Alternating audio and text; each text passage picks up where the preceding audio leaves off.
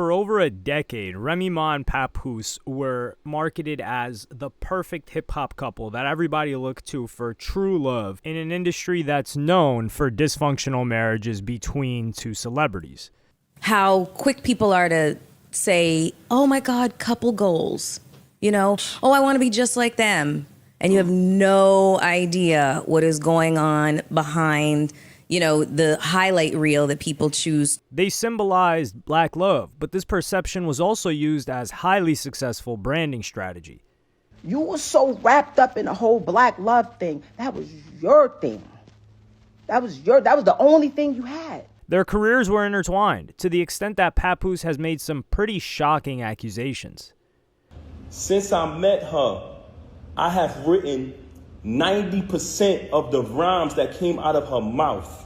Fans are left wondering what went wrong, or was everything wrong from the beginning? The reality is that the love story between Remy Ma and Papoose is still worth knowing about, but it was this very unrealistic perception as the perfect couple that finally caught up with them in the end. The indisputable fact is that Remy and Pap were once madly in love with one another, and when you look at them during their better days, you can see why so many fans really bought into their relationship. A mutual friend by the name of DJ K. Slay, he actually introduced us to each other. She actually reached out to him and told him she was infatuated with me. He made the connection. Remy, is this true? Please confirm. I wouldn't have used the word make a long story infatuated, short. but go ahead. Well, he reached out to me. He was like, Remy wants to do a song with you. I was like, oh, really? He was like, I'm going to tell you, I think she like you. He's like, but I'm going to let you know, she's crazy. We came to the studio. She didn't show up that particular day. We set up the session. Because I never really wanted to do a song anyway. I just liked him, so. And another day, she actually showed up, and we did a track together called Bonnie and Clyde. Before the session was over, I just asked for her number, and after that, the rest was history. When they met in 2004, both of them were starting to make waves in the New York hip-hop scene. Remy was part of Fat Joe's Terror Squad and appeared on the song Lean Back. Papoose, meanwhile, released his now iconic song Alphabetical Slaughter, where he rhymes entire lines with every word beginning with the same letter. Both of them were knocking on the door of mainstream success, at least in the tri-state area, and it was Remy that would finally break through. In 2006, Remy's debut album, There's Something About Remy, appeared at number 33 on Billboard and number 2 on Rap Billboard. A review in Hip Hop DX read, much like with Mystic, Jean Grey, and other ill females in the game, there's something about Remy that dispels any doubts placed on women in rap. Haters, lean back. While her debut album wasn't explosive and she didn't have a hit song, it seemed like there was huge potential. But on July 14, 2007, Remy's career would take a highly unexpected turn, alongside her life.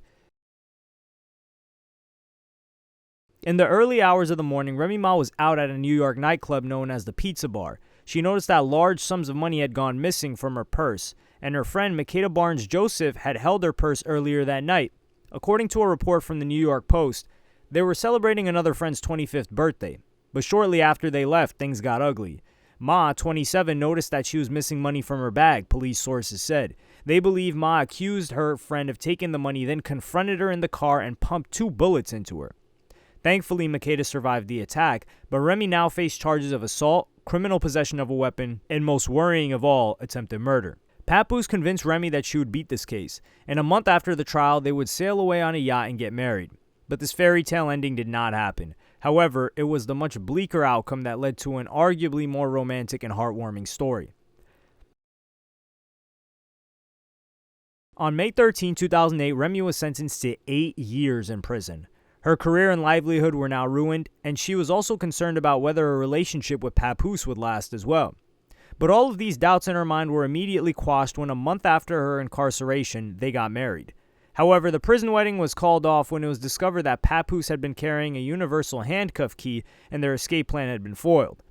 But despite allegedly failing to break her out, Papoose stood by her, and this was the story that really resonated with people, particularly with women. There's a stereotype that women will stick by their partner in prison and men will move on swiftly. They say that the visitation centers for women prisons are empty in comparison to men's. And Papoose got to see that there was some truth behind the stereotype when visiting Remy. In an interview with Vlad TV, Pap said, "When I go to Rikers to visit my homies on the visiting floor, it's full of females with little kids. It's packed. When I go upstate to visit Rem, the visiting floor is deserted. And there were periods where Pap was visiting her every single day. In an interview with BET, Remy said, "If you saw my first year, every single day, Monday through Friday, canceling whatever he had to do for shows and interviews. He was staying in that prison with me from 8:30 in the morning to 3:30. Then we'd stay on the phone until 5 or 5:30 until lock-in. It was crazy looking back at it now because I just had to tell him one time, like, yo, you can't stay here every day with me. I think he kind of felt, well, as long as you're here, we're both here." It was assumed that at some stage, Papoose would give in to temptation and would be seen with another woman. However, he stayed true to Remy, and this earned him a lot of respect and admiration. She's in jail, and you're doing the absolute most honorable, top of the line A1 hood thing you can do. You hold your wife that, you know, no scandals came out, nobody heard nothing about you in no tabloids, no sex tapes. Like, all we ever heard about you doing was going back and forth to court and getting the visitation. Right. I know the girls was loving you something crazy around the way for doing that. Yeah. And it should be noted that Remy's prison permitted conjugal visits, so Papoose did not go celibate. Papoose also became her manager by default. Everybody scattered, everybody went in a different direction. So I'm like, damn, I still got to help her out. So by default, I kind of became her manager. Remy would continue to drop mixtapes while in prison, but Papoose, despite his lyrical talents, would never see mainstream success. It's difficult to pinpoint exactly why, but he had come up at a time when being a clever lyricist did not necessarily equate to success, in particular, the gap of time that he sacrificed to be with Remy. A 2012 article in The Fader described him as, quote, "someone whose talent doesn't quite jibe with the reality of today's market." Luckily for the couple, Remy would only have to serve 6 of the 8 years she was sentenced to and was back out in 2014. Remy and Papoose would continue to make music, but a year after Remy's release, the couple would make their big break into reality TV. In doing so, the relationship of Remy and Papoose was now fully in the spotlight. Because of their peculiar relationship, the couple had been approached by the producer of Love and Hip Hop. In fact, they had tried to document their relationship even when Remy was in prison. According to Remy, "When I was in prison, they wanted to catch that dynamic of him coming to visit me and me being away, and I just couldn't do it. It sounded like it would have been cool footage, but I really was going through a traumatic situation.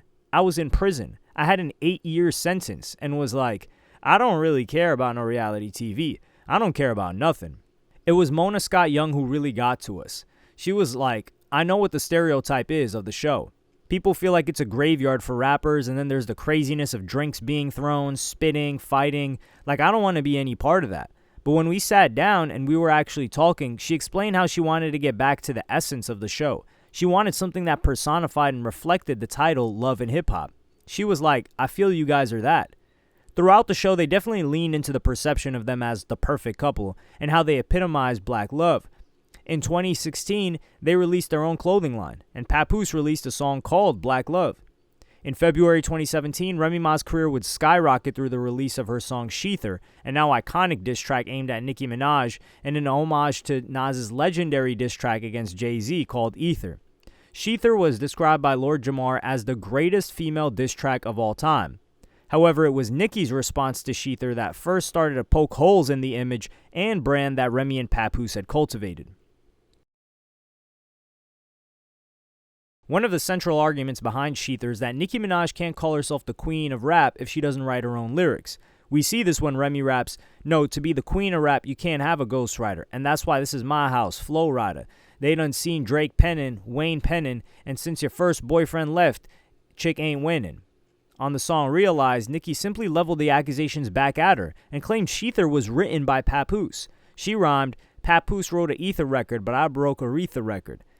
This ghostwriting accusation was perhaps more damaging to Remy than to Nicki, as being a lyricist was central to Remy's identity, and it's pretty damaging to female rap in general if one of the greatest ever diss tracks from a woman was written by a man. So Remy was quick to deny this allegation. Pat. And you know what's so crazy? Niggas is Pat writing for me. First of all, my husband's dumb nice. Let's just be clear on that. Been dumb nice. Niggas ain't never want to give him his preps. Now, when niggas get sheethed, now all of a sudden he writing my rhymes. Who the fuck was writing my rhymes before I met him? I met Pat after Lean Back, after Conceited, after whatever, after Amy Up Remix, after all my mixtapes. Who was writing my shit then? Like, are you fucking dumb? It's very difficult to prove that someone ghost wrote for someone else, but the hip-hop commentator Maul, who was working on the Joe Budden podcast at the time, argued that some of Pap's fingerprints can be seen on this record. Well, hold up. You can't prove what you're saying. About what? That Papoose wrote that. We can play every Papoose record and then play that record. And it's the same cadence, it's the same breaths. She was taking the same breaths, like in the same spots. They're married. They live exactly together. my point. So y'all think that he's sitting right there and has nothing to do with this record? Ultimately, we're left with multiple scenarios. Maybe Papoose did write Sheether. Equally, Papoose could have co-wrote it, or Remy could have been heavily inspired by Papoose. Either way, Remy's reputation as a lyricist remained intact afterward, as did the image of her and Papoose being a perfect couple. However, it was many years later where Remy used a reputation as a lyricist that allegedly led to the downfall of her relationship with Papoose. Oh, we love our next guest. She needs no introduction. She's a friend of Good Day New York. We all know Grammy nominee Remy Ma.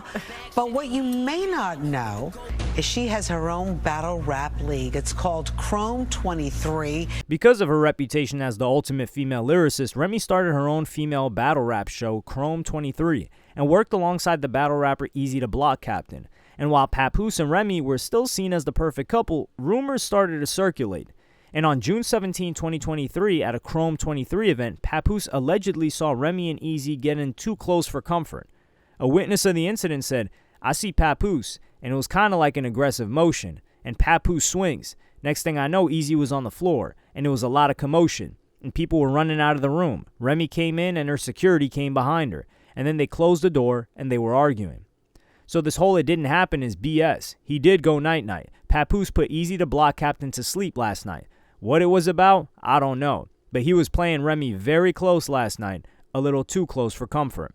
Remy then took to Twitter to deny the claims, writing, "I'd like to apologize to everyone that was disappointed tonight because we couldn't get 3 full rounds from all the opponents. I tried, and can y'all please stop with the Easy and Pap lies? There's no place like Chrome. Right back at it, see y'all in August." Curiously, June 19th was Father's Day, and Papoose posted on social media, "Family is everything," with Remy curiously absent from the photo. And instead of these rumors going away, they only became more substantial. In September that year, the blogger Tasha K witnessed them having dinner together and shared this image, along with the hashtag of "the cat's out of the bag." And as you can imagine, rappers battling Easy didn't shy away from bringing up this issue either. Like, I don't give a if you this nigga, just tell him stop spewing the business. If found out you was to help, that could really ruin your image. We talking Barack and Michelle, Pap and Rem. That's us. Y'all the poster child symbol for black love. Every interview, he show his admiration and tell the world how he think his woman the greatest. That held you down in prison for 6 years. It was nice he cried big. I know it was nice he cried big tears. He stood by you by your biggest accomplishment, front row giving you big tears. Now y'all got a beautiful baby girl who oh so amazing. He'd be damned if he lose you to this bozo with braces. Hey, the world ain't never supposed to know what you and me going through, but this behind closed doors running his mouth like a supposed to do. Got making blogs and YouTubes, people arguing in the comments if those posts is true. Cause them TMZ and Shade Room outlets, they only know you. When Easy did an interview with the podcaster A Verb, a lot of people speculated that they could hear Remy in the background. Tay-Rock just need to suit up, man. He got to suit up. He got to suit up. Nice. Hey, Tay-Rock, so we got our fish. They were also seen at an Eagles game together. Look at Remy Ma, y'all. Papoose. Yeah, I'm looking at Remy Ma and Papoose, man. What's going on? Oh, damn.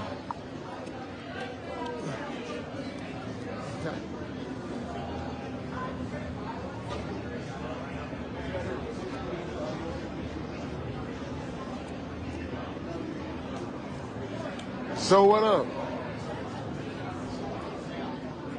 Yeah, Cole, we still in the locker room, man. I just showed you, man. You seen Remy Ma? Oh, I don't know who that is. Girl, I forgot they ain't together no more. My bad. Well, her new boo. I caught him on live, though, Cole. There go. Turn up there. Oh, I guess so, T-Ray. My bad. There go my homeboy. Towards the end of the year, an audio clip leaked which was allegedly the voice of Easy to Block Captain. So it's just like, you know, as far as that, like, cause it's just, how is that gonna work? How is it gonna work though now? Like, even if you go back with the ball, right? Which, all right, I'll come out, explain everything that happened. Yo, we was fucking with each other, you was cheating on ball, such and such, and whatever happens. Let's say Love and Hip Hop pick it up, y'all get back together. How does now? I get a bag, you know what I mean? I get a little bag, I get a little check. For most of 2024, there were no scandals, and as such, Remy and Papoose were not seen with each other, and the rumors about Easy the Block Captain continued to lurk in the background. It wasn't until December that the drama began to resurface, and it was actually Remy accusing her loyal husband Pap of cheating. On December 12th, Remy posted some revealing text messages about Papoose. She had discovered him asleep, but someone was still trying to talk to him on the phone. Remy tried to talk with this person on the phone, but she hung up. Remy then screenshotted some of Papoos's text with the intention of exposing him on social media. The other woman on the line was the boxing champion CLARESSA Shields. Remy captioned a screenshot of their text with, "Papoose dumbass fell asleep on the phone with CLARESSA Shields. This chick's supposed to be a world champion boxer and gets scary, hung up soon as she heard my voice. Now I'm telling everything, oh, and baby girl, you not the only one." Remy alleges that CLARESSA used her PR team to spread negative stories about Remy, but it's difficult to find exactly what stories she was referring to. However, Remy's biggest accusation came when Remy references her time in prison. "I got all your pics and messages from the chicks while I was away, and he was, quote, holding me down." And expecting pushback from Pap, she wrote, "Sidebar, he about to say he wrote me rhymes, imagine that. And if anything sexual leaks about me, it was him because he threatened that too." Papoose responded to all of this with, "Sad to say that Remy Ma is a narcissist. She chose to cheat repeatedly. Now that I finally moved on, she's playing the victim. I have requested a divorce numerous times. She rather clout chase on social media than handle this like civilized adults. I did not want to do the social media foolishness. For the sake of my 6-year-old baby, she has to go to school. As you can see, I remained quiet through this all." Then Papoose decided to drop a bombshell. Posted on his timeline was a picture of Remy Ma and Easy the Block Captain under a Christmas tree and dated December 25th. On the post, he wrote, "While I was home with my daughter last Christmas, this is where Remy Ma was. Now that I finally moved on, she's angry and making up lies. I told her we could divorce like adults. She refuses to do that because I wouldn't lie and say I didn't knock this chump out." In response to the accusations that got Remy arrested, Pap wrote, "I will never get anyone arrested. Once again, you are lying. That can be easily verified. You are the one who plays with police. Lying about history that unfolded in front of the world is pathetic. Falsifying text messages that you claim are from over a decade ago just to create a false narrative and justifying cheating is narcissistic behavior." In retaliation, Remy made a much more worrying accusation and wrote, "Play with police? At Papoose, so you forgot the pool never got finished being remodeled because you were attacking me in the garage and the workers called the cops to get you off me?" This back and forth on social media thankfully died down, but a few months later, all of the drama resurfaced. On May 21st, CLARESSA appeared on The Breakfast Club and very respectfully said that she was in a loving relationship with Papoose.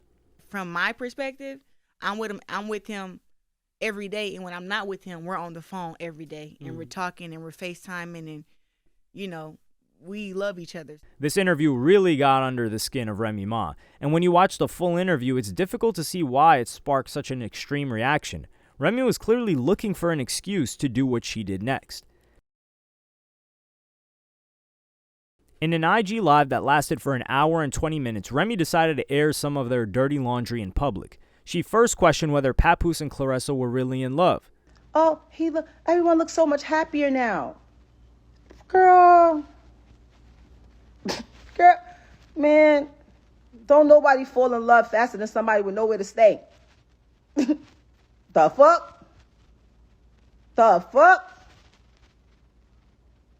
I literally told him, every time your current come up says my name or does something that I feel is trying to attack me in any type of way, I'ma drag you.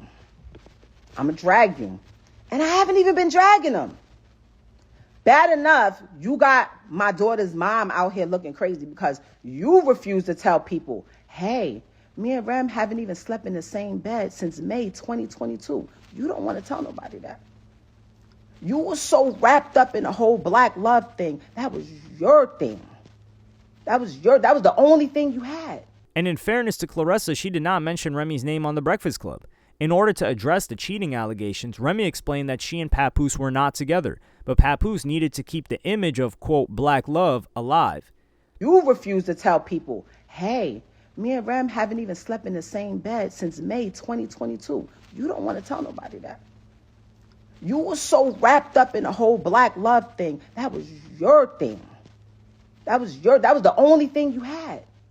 And I realized that. And I respected that. You know what?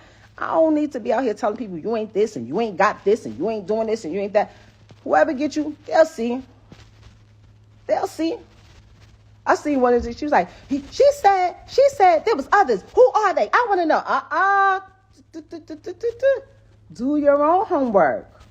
And then Remy touched upon her time in prison and addressed the narrative that Papoose romantically stood by her side. From her perspective, this was not a lie, but there seemed to be an unwritten rule that he didn't have to stay exclusive.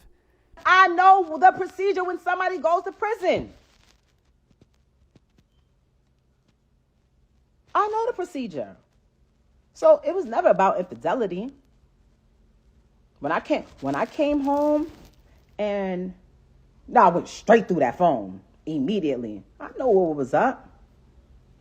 When I had to fight baby mothers at mother-in-law's houses on Thanksgiving, I knew that girl wasn't lying about what she was saying was going on while I was saying. I knew she wasn't lying. I just was mad. I knew she wasn't lying, though. Remy also touched upon the fact that he was her manager, but didn't pay any bills. When I didn't want a manager anymore, when I didn't want somebody taking 20% out of my check and I still pay all the bills anymore, when I decided that I didn't like being guilt tripped. Oh, I was there when nobody else was there. That's the type of people that gets preyed on. She has also noticed that jewelry of hers had gone missing and alleged that Pap had pawned it off for cash.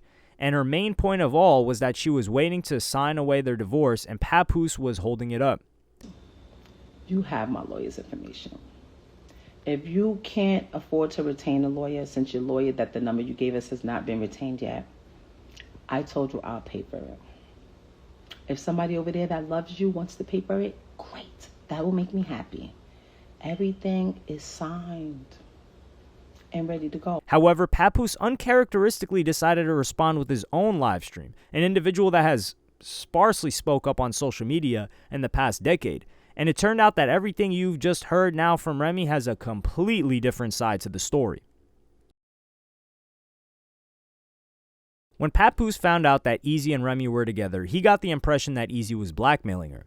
And Pap revealed on the stream that he had a recording of a phone conversation where Easy admitted to one of his friends that he was blackmailing her. Before you listen, Pap refers to Easy as, quote, the lame throughout the entire stream. On her. I'm going to play the recording right now. This is the lame saying that he's holding stuff over her head. Yeah, wrong. So far, she's saying she fuck with me. I believe her. You know what I'm saying? So I'm going to go with that. But you're right, though. Anything can happen. So that shit will be 3 months, nigga. I don't know for how long it is. I got pictures, the texts, the videos of her. That shit going to blow whenever I say it's going to go. I'm talking about where I'm saying that news of cheating and all of that shit go anytime. It don't matter if it's a week or whatever. Then Papoose has audio of Remy admitting to being blackmailed by Easy the Block Captain. Is he blackmailing her or not? But I want y'all to hear this. Listen to this. She would have been over. He would have been over. You put me in a predicament, so I had to still kind of be cool with this nigga to make sure he don't go all the way back and I'm not getting dragged on both sides by Team Papoose and Team Fuck This Nigga. Team Fuck This Nigga. That's your name, babe, bro. Pap denied that they had not been sleeping in the same bed since 2022 and believes that when he knocked out Easy, he brought the true nature of Remy's behavior into the open. She has been behaving in a very, should I say promiscuous? She has been behaving in a very not too respectful way. And it's been right under the nose of the entire industry and everybody. And people allow it because some of them are groupies. Some of them are clout chasers. Some people, you know, they know the truth, but they act like it's not happening. By me knocking him out, it kind of put it out there, what's really going on. And Pap later shared his experience of catching Remy sharing a bed with someone else, as well as Remy and Pap's baby daughter. On another day, I caught her with this individual in our house while my daughter was on the bed with them. Ended up catching it. Now, this individual is a female. So I can't do nothing to her. I don't put my hands on females. Papoose also took issue with the narrative that he's broke and he was somehow leeching off her success. While Papoose has a less successful rap career than Remy, he's also head of hip-hop at TuneCore, which is a distribution provider for artists where they submit and they can later get their music on Spotify, Apple, and all the other platforms. On the stream, Papoose claimed to have written 90% of her music since he met her, and wrote all of the lyrics down on his iPhone, which can be found through a quick search on it. She never said it. Right now on my phone, and like I told you, I never wanted a penny. I never wanted one dime. All of the music I wrote for her, I never wanted one penny. I never put my name on the credit. I never did anything. When people said, we know Pap writing that.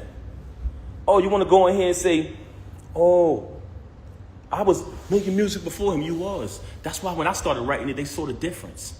Remy also released another live stream with more mudslinging, and a lot of it is one person's word against another. Papoose also shared a photo of him signing divorce documents. Remy simply responded that they were signed with today's date. However, people have argued that Papoose signed these documents to prove that Remy had not already filed for divorce, as the court would not allow them to be filed on that day if she had already filed. With two very differing accounts of events, people will naturally gravitate to whichever side they find the most compelling. Sadly, though, there is no disputing the fact that Remy Ma and Papoose were not the perfect couple they were made out to be, or at the very least, what they had at first was not meant to last. The only silver lining of this very public bitter feud is that they no longer have to live up to those impossible expectations and can hopefully finally move on. But the majority of hip-hop seemed to side with Papoose, considering that he had kept quiet for many, many years, was never one to speak on social media, whether it was to beef with other individuals, whether it was people that he had issues with that were men, and least of all, go back and forth about his relationship or with his wife, currently soon-to-be ex-wife.